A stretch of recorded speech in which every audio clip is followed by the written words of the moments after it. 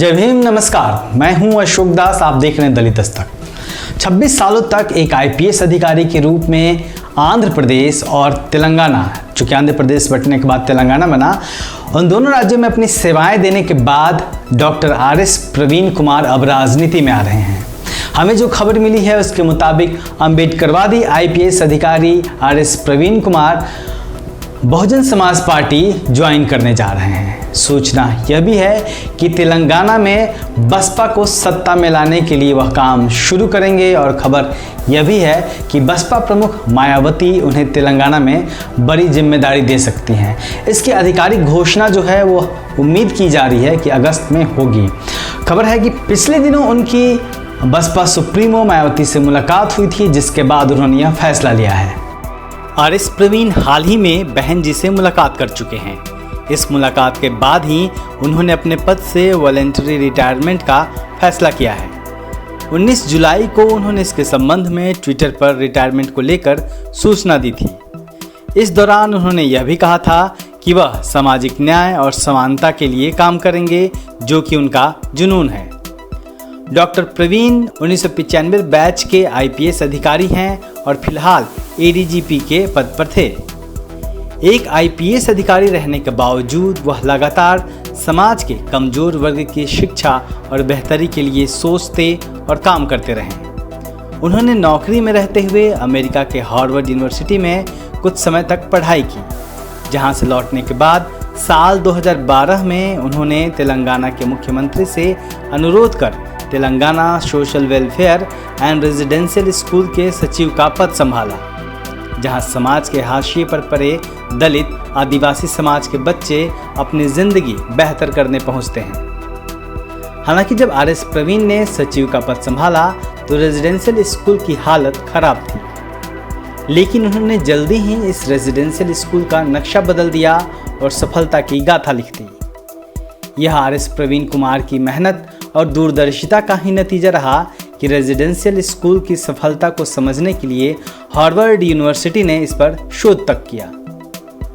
RS. Praveen की प्रेरणा से ही residential school की आदिवासी समाज की छात्रा पूर्णा मलवथ ने 25 मई 2014 को सबसे कम उम्र में एवरेस्ट पर पहुंचने वाली लड़की होने का वर्ल्ड रिकॉर्ड बनाया।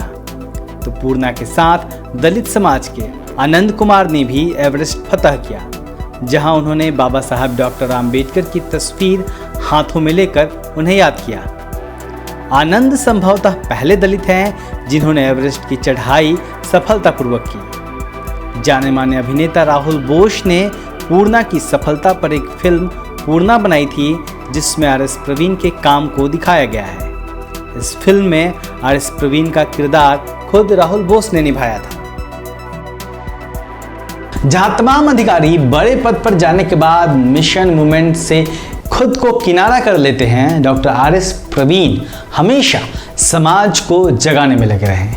पिछले 8 सालों से उनके मार्गदर्शन में तेलंगाना में भीम दीक्षा कार्यक्रम भी चल रहा है, जो हर साल 15 मार्च को मान्यवर कांसीराम जी की जयंती से शुरू होकर और पूरे 1 महीने तक चलता है, 14 अप्रैल तक बाबा साहब डॉक्टर आम्बेडकर की जयंती के दिन तक। इस दौरान बहुजन समाज के जो नायक हैं उनके बारे में चर्चा की जाती है तमाम जगहों पे, और इसका मकसद वही है इस कार्यक्रम का। अम्बेडकरी फुले मूवमेंट के सिपाही डॉक्टर आर.एस. प्रवीण मान्यवर कांसीराम जी से काफ़ी प्रभावित हैं। जहां तक तेलंगाना में उनके सियासत में उतरने की खबर है तो निश्चित तौर पर यह बड़ी खबर है।